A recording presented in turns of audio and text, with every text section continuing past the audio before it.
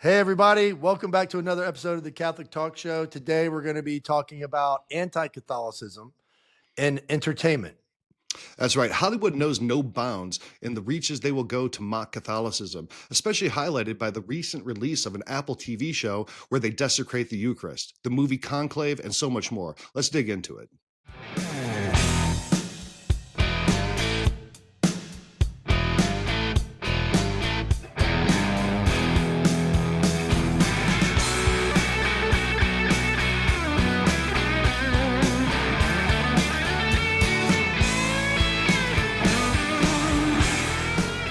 I guess we're kind of hot off the press here with some recent events. Have not seen it. I'm looking forward to looking at it and providing commentary, but I think you've kind of broadened the scope a little bit, even with the conclave and other entertainment means that are anti-Catholic. Good to dive into that.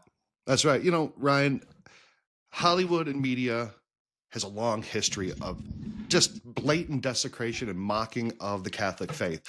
And in things that you would never see them do towards other religions. You would never see them, mocking the Hajj or having someone, play tennis off the Wailing Wall or anything like that. But when it comes to Catholicism, Hollywood seems to have no limits into the depths that they will go to openly mock the largest Christian faith in the world, the one true faith. And this kind of got kicked up because this happens consistently. I mean, we can go back 20, 50 years, doesn't matter. You're always going to find it in the stuff that Hollywood produces. But recently, Apple TV, which is the Apple subscription TV streaming service, they have a TV show called Friends and Neighbors. And in one of the episodes, I think this might be one of the most egregious anti-Catholic things I've ever seen on film. It's absolutely patently absurd. And this is coming off the heels of last year with the movie Conclave, which we'll talk about too, where they completely eviscerate and completely skew the truth of the Catholic Church. So we're going to talk about that today. Now, before we do, click the like and subscribe button. We promise to not mock Catholicism on this show, so this is safe entertainment. And if you click that like and subscribe button, you know that you're going to get notified every week when we release a new episode. Ryan, stuff like this it's shocking, right? And like I was saying, you would never see this kind of stuff towards Islam or Judaism, right? It wouldn't be accepted. It wouldn't be tolerated. You would have people losing jobs. You would have protests. There would be a societal outcry. But when it's the Catholic faith, it's like, well, too bad. Deal with it, right? And I don't know where that attitude comes from. I don't know whether it's comes from the deeply anti-Catholic American past, with, the Know Nothing Party and the fact that Catholics have been discriminated in the United States, or if it comes really from a place of, people hating God. I don't understand it. So do you want to open that clip up? And I want to see what your reaction has been. And now I'm going to warn you, if you're watching this and stuff like this is going to really affect you or impact you, maybe fast forward past this part. But this is what Apple TV, you probably have an iPhone, you probably have an Apple computer, you probably have multiple Apple devices. And this type of thing is completely unacceptable. And Apple should know this, because the best way to vote is with your dollar. And if you're going to say that this is okay and continue to patronize them, they should at least know that this is not okay. So Ryan, I'm going to go ahead and share this. This is from a show called Your Friends and Neighbors. It stars John Hamm. He was in Mad Men. I love that show. I mean, it was a dark show, but it was an interesting show. But this takes it to just a level of blasphemy that I've never seen out of a show. So I'm going to share this right now, and I want to get your reaction to this.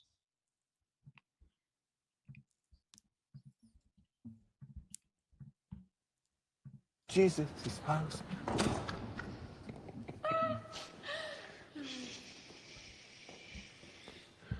This is a church. It's a house of worship. You have to be very respectful. You stay. You sit. You sit here. I'm gonna go. So I don't know if this couple's on a date or whatever, but they're breaking into a church. Looks like they're been out partying or something too.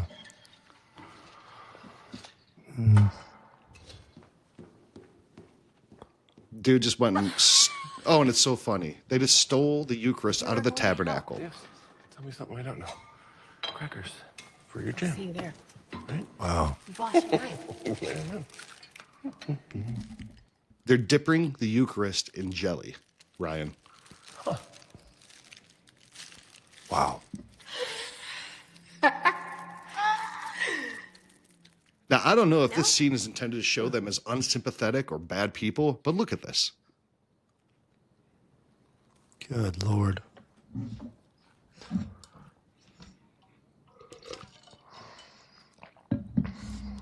Can I tell you something? So that right there, Ryan, is unconscionable. It's blasphemous. That's a very difficult sin to overcome. And that's beyond, look, blasphemy, absolutely. But to put this into a TV show and disseminate it throughout the world is straight up hateful. That is mocking the core of the Catholic faith. That is completely unacceptable. If you think that's unacceptable, you should absolutely let Apple know that that is not okay. I mean, that would be like somebody going to the Hajj in Mecca and having them, I don't know, piss on it, right? The Muslim world would never accept that, and they shouldn't, right? That would be like going to the Western Wall and spraying graffiti on it as a prank in a movie. The Jewish world would never tolerate that. But Catholics are expected to say, oh, whatever, that's fine, and not care, and not say that this is an absolute mocking of our faith, hateful, and honestly, one of the most disgusting things I've ever seen put into a TV show or film. This is it's unconscionable what they did here. Yeah. That's just straight demonic, man. You know? And well, I've heard some people have been saying, I haven't watched it. That was the first time I've seen it, but I've heard people talking about it, and I guess people are signing petitions and sending stuff to Apple, because I mean, at the end of the day, it's like, I don't know, we've had this conversation. It's kind of delicate where, you know, you got a company with a phone, and then, you know, you got the other company with a phone, and it's like, if we just keep bouncing around all these companies, you know, every time they do something wrong, especially in this case, like you have to change culture from within, right? It has to come from us, from the voices. Monetarily speaking, yeah, there's a play in a lot of things, I think, but you know, if it gets the traction which it deserves, then yeah, I mean, then they will know we're not messing around. But I mean, like, you look at this, you know, $1 trillion company, and you're basically, you know, you got somebody over here working in production and somebody over here like writing stuff. And then I can see how things fall under the cracks, but like whoever did this was, man, that just, their soul like is in danger. Like, you just don't do that. Like the actors, like they have no idea the torment that will come from this in their life, you know? So I feel really sad, because the very thing that holds everything together, you know, is being, you know, abused like that. It's a gift, you know, and you're just throwing it away. But I also think it's a good time to talk about the Eucharist, and, you know, we can all, you know, God redeems everything. You know, he can redeem this too, you know. Yeah. But you know, Ryan, that's a great point. You know, like, he can redeem all this stuff, but we have to be cooperators of that. We have to be, you know, if we're called to it, we have to be there and speak about it. And, you know, bishops will write letters, and that's what they do. Right. And,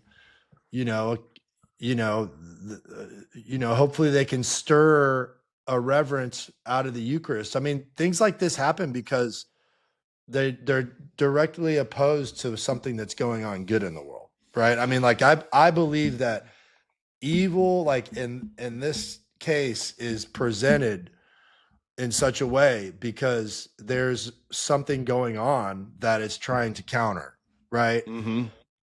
Which is a good thing. It might be the Pope, it might be, the Eucharistic revival that's been done. And, we were there for that. Wow.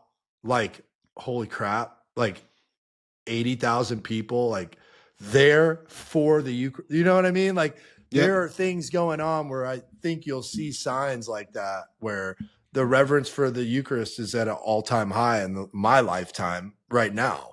Like just people understanding it. My kids are going on a retreat Eucharist. It's like, I mean, all this stuff wasn't in my life as present as it is now in the church, right? So I think you're always going to have that. You're going to have evil diametrically opposed to, good things that are going on. What happens? This spreads. People now think it's okay to go do that, right? People think now, well, number one, you lock churches now. Okay, bad idea, right? People need to pray. The other thing is, you're, I don't know, man, it's crazy. Yeah, Ryan, but I see, Ryan, I love that attitude of yours. And that's one of the things that makes you such an incredible guy. And through all the suffering you've been through, you still see how things can be redeeming. And something like this, the desecration, the portrayed desecration of Eucharist. Or we had that thing back a few months ago where a Satanist was going to try to desecrate a Eucharist in front of the Kansas state capitol. But the attitude that you have is that God can bring something good from this. And you see that in the example of the saints, that society hated the message of the gospel and killed the saints in the most gruesome, torturous, and terrifying ways. But from their very blood came the seeds of the church. From their very blood and witness came the witness that converted the entire world. And that attitude right there, Ryan, I think is number one, maybe your most core saintly virtue. I really, really respect that in you. But it's so spot on that you also mentioned that this is a counterattack, that you're right, that the Eucharist is you're right, in our lifetimes, maybe at the point where more people are reverencing it and really understanding that Christ is truly present, body, blood, soul, and divinity within the host that has been brought to us in the context of Mass, the bloody representation, the transubstantiation of these accidental creation into the very divinity, body, blood, and soul of Christ. So now let me play the remainder of the scene, because we just talked about, as the Catholic belief, we truly believe that Christ is present in the Eucharist, that the Eucharist is Jesus Christ himself. So some people say, well, they're just kind of mocking it, they don't understand Catholicism, but the scene goes on to continue to be. Yeah, they did this with knowledge. I mean, they did this with full knowledge. So it's not like, let me share this so you can see what I mean by that. So yeah, this is the continuation of that scene, right? They have some conversation relevant to whatever the storyline was. But right here, watch this. I'm sorry, Coop. Well, don't be. Figure it out. No, I'm sorry about everything.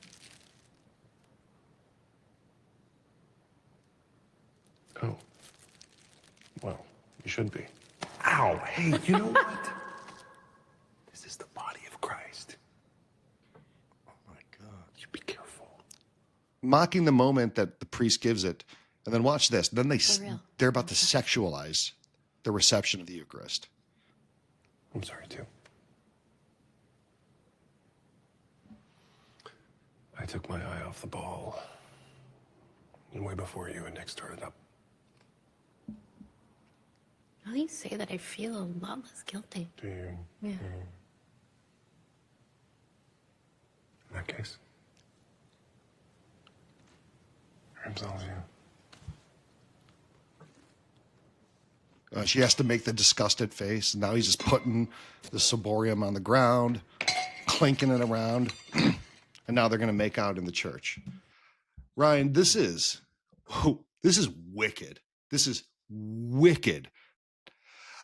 Like, I'm not a proponent of this. I'm not saying this. I'm not a proponent. I'm not what I'm about to say, but no. Well, about what I'm about to say. If this had happened 1,000 years ago, these people would be put on a pyre, or they would be in prison. There is no way. If this had been a similar in magnitude mocking of Islam, the Islamic world, as we have seen, and I am not a proponent of violence, Right. the Islamic world would respond to this in violence.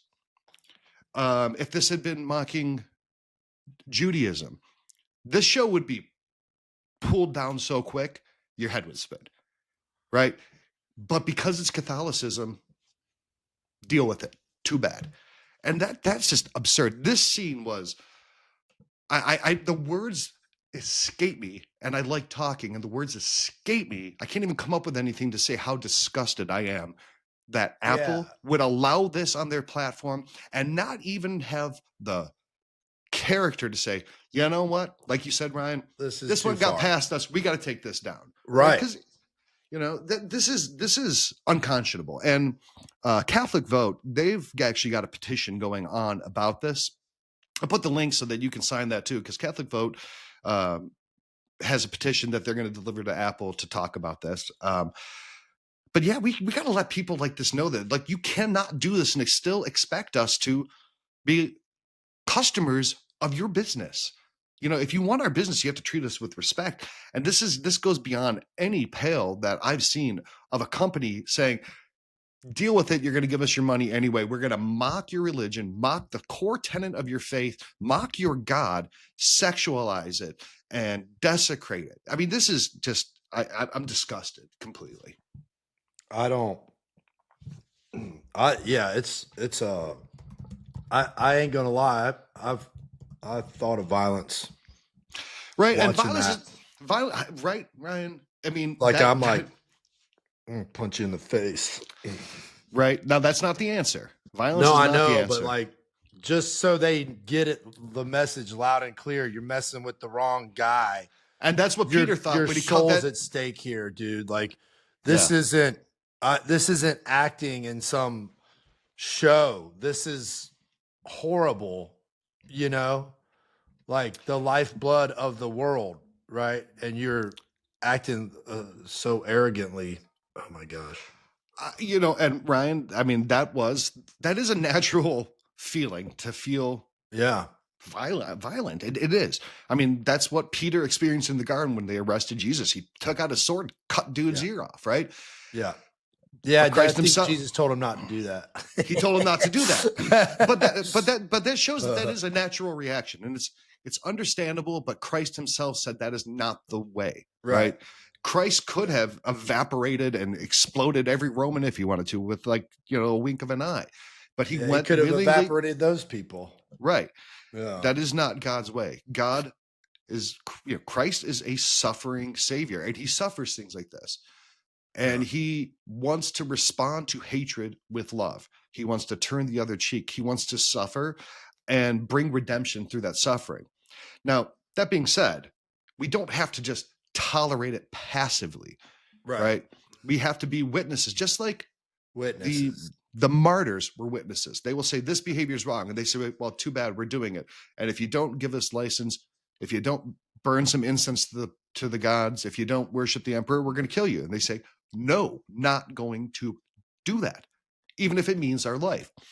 And I really fear that a lot of times our modern faith has made us so comfortable. Our modern life has made us so comfortable that we're not willing to give up any of that comfort to stand up for the things that matter, whether it's in faith, whether it's in society, whether it's in your family, whether it's your own personal behavior. Comfort has made us almost immune to sacrifice. And I think this is one of those things that should call people out of their comfort zone to say, look, this is not okay. And if it means being uncomfortable, it means, God forbid, using a Samsung phone. Well, maybe that's the answer, right? Yeah. I mean, who wants to use a Samsung? Not me. But if this is not redressed, I would seriously have to consider not using Apple products, because they hate my faith by this display. Now, you mentioned something earlier, Ryan, which is how he's talked about it. And the concept is the remote cooperation with evil. So that's the concept in Catholic teaching, where let's give an example. Let's say, can you invest in, I don't know, say Target stock, or can you go to Target and buy bananas when they want to, although this has been going away, Sexualize your children. sexualize your children. Are Yeah. you then giving approval to Target's behavior? And in Catholic teaching, the concept of remote cooperation with evil says, it's a fine line. Are you buying a swimsuit for a transgender child by going to Target and picking up bananas and milk? No, not really, right? There has to be a formal cooperation with the evil. Now, that being said, I think you should always listen to your conscience as to when you are hitting that line of saying, this is not a company I could support in any way, shape, or form because of the things that they do. But if you follow any chain far enough back, you're going to end up having a remote cooperation with evil. I mean, if you I'll pick up anything, here's a Zippo lighter. Well, I don't know, somewhere along the line, somebody, I don't know, stole a patent, or somebody illegally was getting, fuel out of the ground and polluting the earth, or Hulk Hogan's whatever it is. beer. I bought Hulk Hogan's beer. He signed it, right? Yeah. There you go. What's that all about, right? Right. Are you giving approval to Hulk Hogan dropping atomic legs on people just by drinking his beer? No. So there's a limit, and there's people better at teaching about those boundaries than ourselves. But I would go look that up when you're looking at these types of things, which is called the remote cooperation with evil. Now, here's another one that I think is very similar. So, and I can't believe this one just kind of got swept under the rug. The governor of Michigan, the governor of one of the largest states in our nation, Gretchen Whitmer, put a video out where she is mocking Catholicism by suggestively giving a Dorito to a woman and acting like it's the Eucharist. Let me pull that up. The Michigan State Catholic Conference expressed profound disappointment in the actions of Democratic Governor Gretchen Whitmer, who, in a video with the Canadian author and filmmaker Elizabeth Plank, can be seen feeding her a Dorito chip while she is kneeling. The video, which circulated widely on social media, invited criticisms for mocking Catholics receiving the Holy Eucharist. In the skit, Whitmer places a Dorito chip on the extended tongue of Plank, who seems to be kneeling in the same manner as one would when receiving communion on the tongue. Paul A. Long, president and CEO of the Michigan Catholic Conference, condemned the action, stating that it is not just distasteful or strange, but an all too familiar example of an elected official mocking religious persons and their practices. I mean, that's a governor, right? Yeah. I don't know if they're just trying to be provocative. It's just gross, dude. Like, don't do that. Don't go there. You don't need to go there to do something. No, and she eventually did apologize for this, but good. Apologies from a politician is trying to get your votes back, right? Yeah, it's yeah, that's just a cover up, right? Yeah. Another one, and we mentioned it, right? We're just out of the conclave that elected Pope Leo the 14th, and we saw the conclave process, and it was beautiful. It was prayerful. You saw Catholics from all around the world gather in St. Peter's Square, first to go through the Novum Dialis for Pope Francis, and then to wait with joy and anticipation the election of new successor of St. Peter through the conclave process. Well, last year, they put out a movie called Conclave, and I don't know how many of you watched this. I wouldn't say it. Go ahead, Ryan. Provost at the time, I think he said something like he because he's a new cardinal. Yeah, he watched the Conclave. he watched the movie. Right. But, here's the thing. Like, you put out a movie like that. I'm like, oh, a movie about a conclave. Cool. I'm going to watch it. They put out the Young Pope, which was, kind of a darling for a lot of, I don't know, conservative Catholics, but there was an incredible amount of problematic stuff. Now, the movie, I wouldn't say is irredeemable trash. It was, I could stick with the movie. I actually watched it on the way over to Italy on the plane right before the conclave. So I watched it too, just, kind of like, there's going to be a conclave. I'm going to watch this movie, just freshen up on the process. But the whole movie, the whole time, they're kind of portraying the cardinals as scheming politicians, and all the good guys are the liberal cardinals, and the bad guys, the mean pipe, cigar smoking conservative who wants to bring back Latin and wants everyone to be, It's like every other movie. It's so It's just innuendos. It's so predictable, right? Yeah. But the movie and the end of the movie is just absurdity, right? And it almost feels like the whole movie was an accidental so they could set up this dig at the church. Like, you guys are very intolerant people, and you guys are sexually regressive, and you guys are backwards. And so what we're going to do is we're going to make a movie, and you know what? Here's going to be the big twist. And I'm going to play this twist for you. Now, hopefully, well, here's the thing. I bet this video is going to get shut down because we played stuff from Apple, or we're going to play stuff from this movie, and YouTube's going to pull it down because everyone's covering their asses. But I don't care. If they pull down the video, go and listen to it on the podcast. Or you can go to CatholicTalkShow.com, and if it's pulled down, I'll find another way to post this video. So here's the big twist. They're trying to elect a new pope in this movie, and the big twist is, I don't know, pretty stupid. All right, ready? So they're all trying to find who's going to be the next pope, and everyone's either mean, or they were sexually abusing nuns, and they're finding out all the dirt, and they're all scheming. But finally, they find this one guy who's just perfect. He's the perfect candidate. But then here's the big twist. So hopefully you don't have to watch the whole movie. Here we go. The truth is, there simply was no reason to think I was physically different from the other young men. Then, in my late 30s, I had a surgery to remove my appendix. And that was when the doctors discovered that I had a uterus and ovaries. Some would say my chromosomes would define me as being a woman, and yet I'm also, as you see me. Dude, what? I can't even watch that. Oh. It was a very dark time for me. I felt as if my entire life as a priest had been lived in a state of sin. Of course, I offered my resignation to the Holy Father. I flew to Rome and I told him everything. He knew. Yes, he knew. And he thought it acceptable for you to continue as an ordained minister. We considered surgery to remove the female parts of my body. But the night before I was to fly, I realized I was mistaken. This is so weird. I was who I had always been. I could just see It seemed to me Pope more Leo of a watching sin to this change on his the way over. handiwork than to leave Yeah, my and he's just body like- as it was. Yeah. So you are still,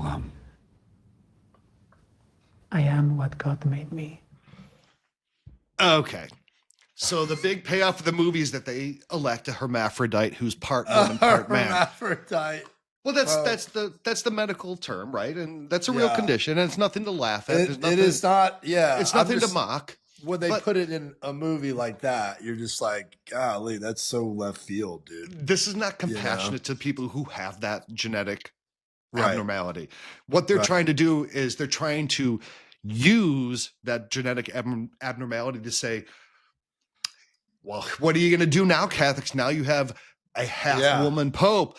And if you don't like it, you're a bigot. And this guy's so perfect. This guy or woman, however he defines himself, I don't know, is such a perfect pope. But if you can't look past that, the way God made him, which is cover for saying, either gay or transgender or whatever, right? It tries to touch on those issues. If you can't accept that, you're a regressive, backwards Catholic and you're hateful.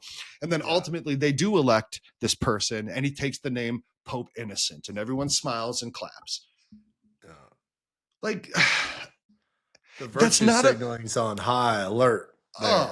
and that's Right. not, that's not, the only reason you made this movie was to take a dig at the church. You're not trying to make high cinema. You're not trying to make an entertaining film.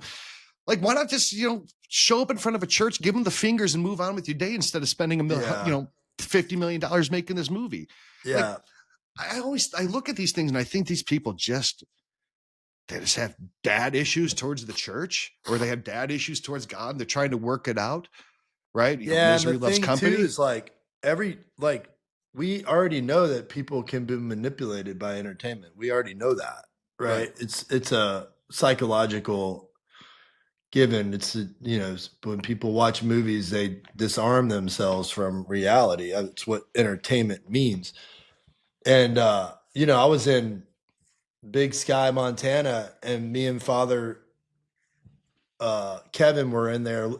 He's got to go into the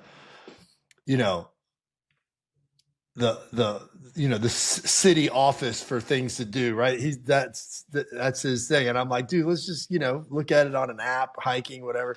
We go in there and he's like asking all the right questions. He says, who comes in here the most? Like, what are they seeking? What are they looking for? I'm like, oh my gosh. And the lady's like, they think that the most people that go into this office, okay, without a doubt, are looking for a ranch, the Dutton Ranch that's in a show, right? And they don't know where to send them, and it's so bad. There are people that drive around in SUVs with the Dutton Ranch sticker on the back of their cars because they want to tease these people. There's so many people. So you can look at like how. Because people go there, they think they're in that Yellowstone show. They're like, hey, I want to go see that. They think it's a real place. Yeah. And like all you have to do is Google it. They film in Utah, right? And then these other places on site. People don't even like Google it, right? So we've like our culture is so dumbed down. Oh yeah. To the point where the unfortunate thing in all this is that somebody's going to think it's cool to go do that. Right. Mm-hmm. And God help them, because it's not. And so we got to be teaching, we got to use it. We have to use the redemption of God. Like we have to operate with that and find out where all this leads, because we can't sit around and let all these people, think it's okay to do that, Yeah, and they just like love using the dig at the church in the conclave. That's fine. Like if you're not sharp enough to look beyond the signaling there, I'm sorry. But people watch that and come away thinking that all the cardinals are just these shady people who don't have real faith. They're just trying to grab power and they don't care about anything. And the only thing that will ever save it is someone who's virtue signaled to be this, right? Emasculated. And literally. That influences the way people look at the church. Or you see these movies, there's like, novitiate, or The Little Hours, and they love mocking nuns. I mean, they love mocking nuns and they love sexualizing nuns because they can't understand purity. They can't understand that vocation because they're so sexually perverse themselves. Right. That happens all the time. You always see shows portraying the churches. Either I wanted to watch the movie. Was it Kingdom of God? Is about the Crusades. Number one, completely historically inaccurate. Very very beautifully shot. King Baldwin looks cool as all get out in that. But the whole thing is just like, oh, it's just about power. And, we're all the Knights Templar are just evil. They just want to kill Muslims and they're just here because they want to steal land. That is so far from the truth of it. Right. And all of these movies, all of these portrayals, over time, they chip away at people's perception of what the church really is, which is the bride of Christ, which is an institution founded by Christ himself for the dispensement of his grace. But they just keep on chipping away and giving negative portrayal. And it's power hungry. It's sexualized. They're deviancy. They're evil. They have ulterior motives. And I'm sorry, you have all these impressionable people. And eventually they start to believe this crap. Yeah. And that's a really terrible thing. Right now. But we are seeing kind of a trend push back against this. We're seeing a lot of celebrities. We're seeing a lot of influential people adopt the faith. actively and boldly proclaim it. I mean, you'll see the vice president of the United States is a Catholic convert. You'll see people like Mark Wahlberg. You'll see people like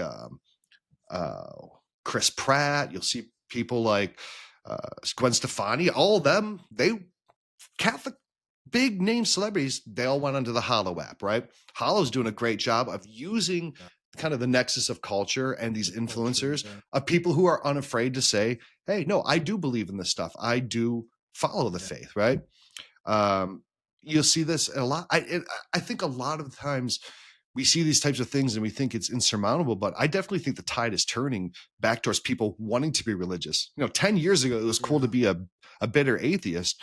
Now, I think it's much more acceptable and much more admirable in people's eyes to be a God-fearing person who reads the Bible, goes to church on Sunday. Whereas, 10, 15 years ago, everyone wanted to be Richard Dawkins. When now people are understanding how empty life is without God. And it's good to see culture turning like that. Yeah. I remember when I was in the seminary, there was Scott Hahn, and this is kind of pre just after the internet came out and stuff. So, but there wasn't a lot of activity, laity.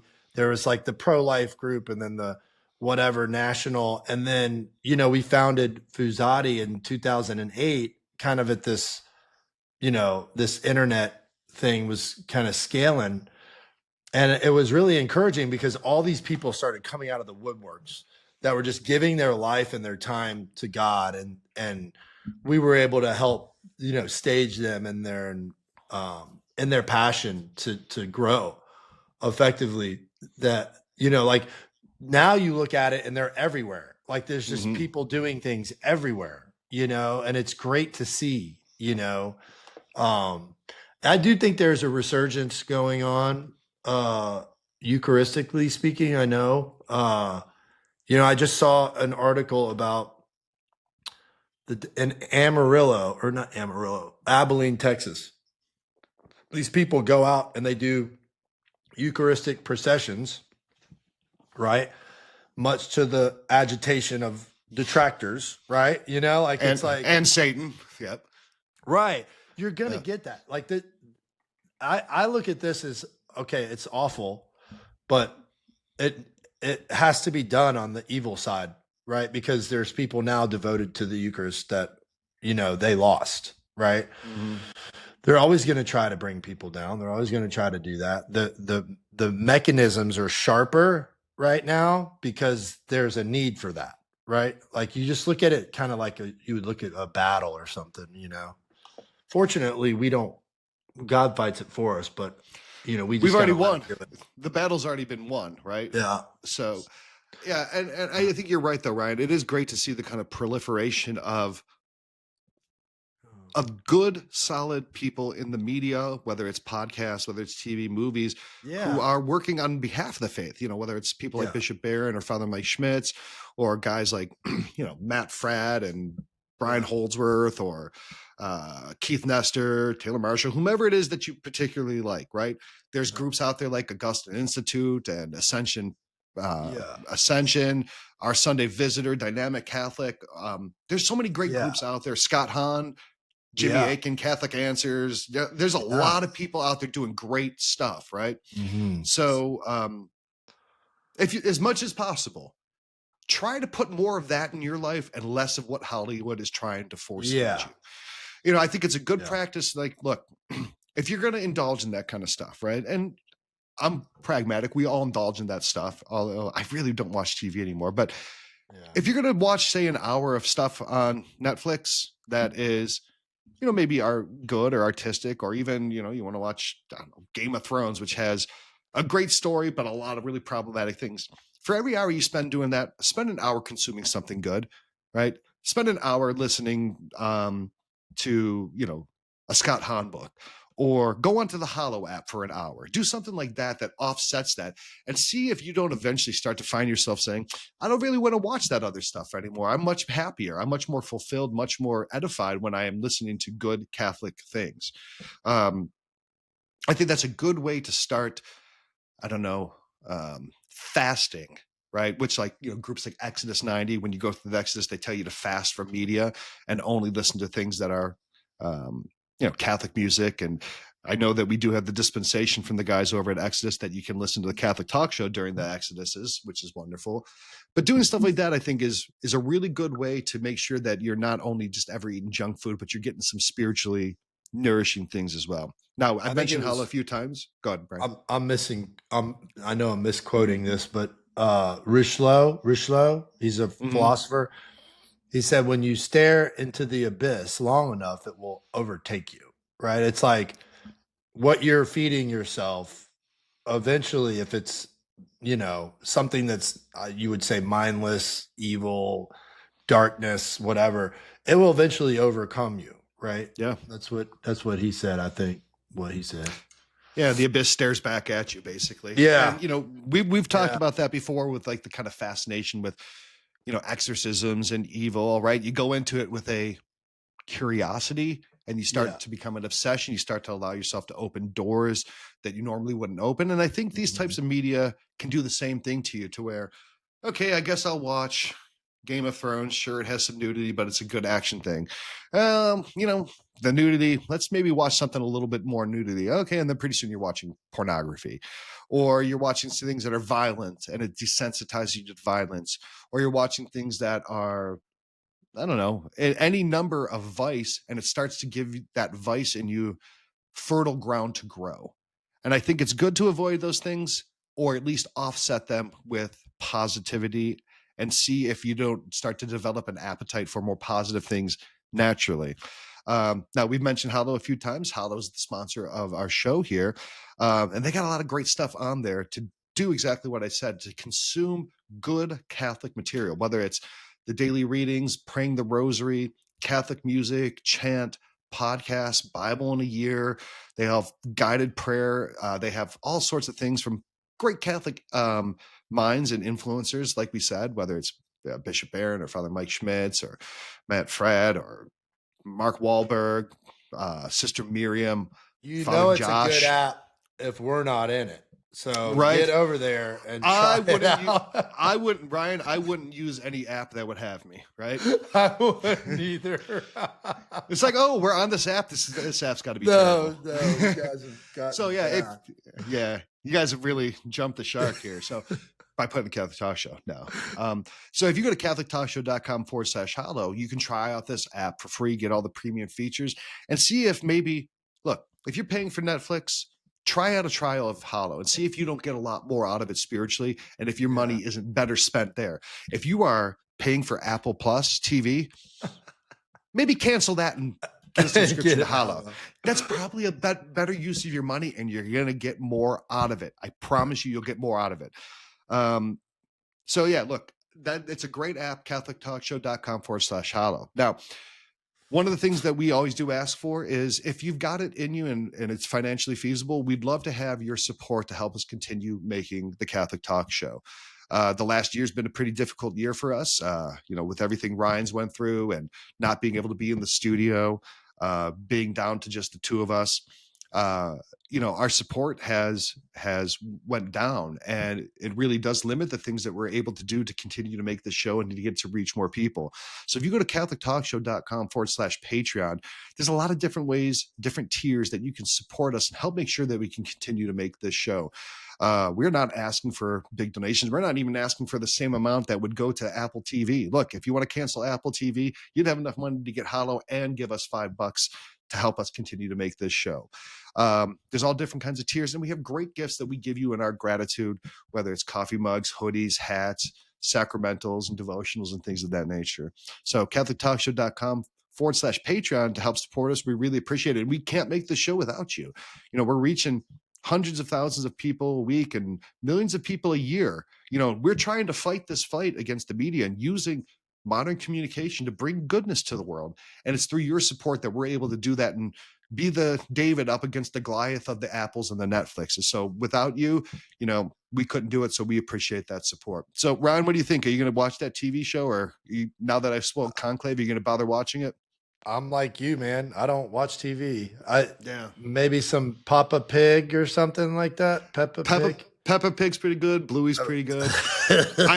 I have to admit that I have a soft spot for diners, drive-ins, and dives. I will watch that, and I like Shark Tank. You know, that's Shark Tank's great. My wife really loves Shark Tank. She's got me into that, and diners, drive-ins, and dive is usually the only thing on during lunchtime, so I end up watching it and enjoy that. But beyond that, I only listen to history podcasts. You know, for Righteous Gemstones is now that show's dead, so I'm not watching that anymore.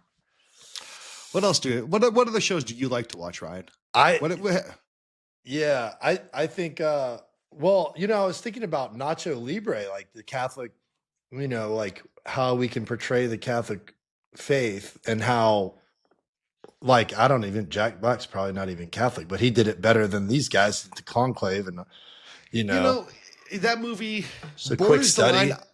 That movie is pushing irreverence, but in a really lighthearted and cute way. It's never mean-spirited. It's for humor. And I know so many priests who love that movie. Priests behind the scenes quote that movie all the time, no matter what their age is, you know? Yeah. I quote it a lot too. Like I tell my kids, like, I'm going to work on my salvation and stuff. Yeah. I'm going to go work on my salvation and stuff. Yeah, absolutely. Well, Ryan, I've had pictures of you from all over the world at every Catholic holy site doing the Nacho Libre pose. There you go. Right. I have a sticker on my phone I send to very special people. That's right. And then when you couldn't make it, Thaddeus, your fill-in, he was doing it in front of the I got a few pictures. That's it. So that's a good movie. There's positive examples. We did a movie, an episode, I think it was called like 10 Best Catholic Movies, where we show positive portrayals of the faith in film. And they don't always have to be squeaky clean. We're not trying to paint a untrue picture. There is some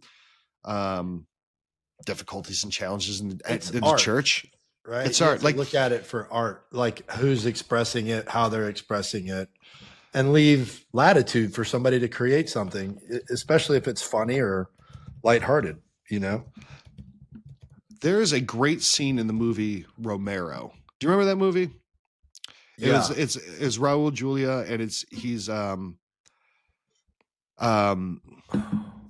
portraying Saint Oscar Romero, and the soldiers come in, and he was ultimately martyred by the government and the soldiers, but they're shooting up the church, and they shoot the tabernacle. They shoot the tabernacle, and the Eucharist goes on the floor, and he there in absolute fear of his life, but still is on his hands and knees collecting the Eucharist. That right there is the complete diametric opposite to this bullcrap that Apple is showing, right? It's such a beautiful scene. Yeah, we got to sign them petitions, get on Apple, see how all this turns out. Yeah, I'll put a link to that in the I'll put a link to that petition that Catholic Vote has done in the comments below. But look, if that kind of thing offends you, if that kind of thing really hurts you and upsets you, let them know. Let them know that it's not okay. Pray prayers of reparation, because I know it wasn't consecrated Eucharist. I certainly hope it wasn't. But that is still an act of blasphemy, even though it wasn't consecrated Eucharist. I mean, pray for these people. These people obviously need prayers who are making this kind of stuff. So, as Catholics, just like Christ said, we pray for our enemies. We turn the other cheek. We go the extra mile. The Chosen, it's not a Catholic show per se, but that's pretty good media that you can consume that's entertaining instead, right? Yeah. Go and try to fill yourself up with some good stuff. Let people know that stuff like this is not okay. And, pray, hope, and don't worry, right? Amen. I like that. Well, I guess we'll wrap it up, huh? Thanks for joining us on the show today. And we'll find out what's going on next week and bring it to you. Boom.